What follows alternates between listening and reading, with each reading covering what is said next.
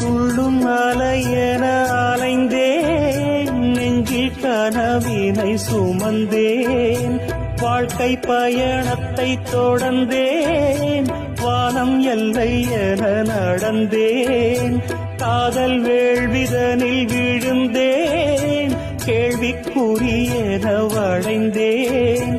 உன்னை நினைத்திங்கு சிரித்தேன், உண்மை கதைதனை மறைத்தேன், பதில் சொல்லிட நினைத்தேன், சொல்ல மொழியின்றி தவித்தேன், வாழ்கின்ற வாழ்வெல்லாம் நீர் குமிழ் போன்றது பூங்கொடியே,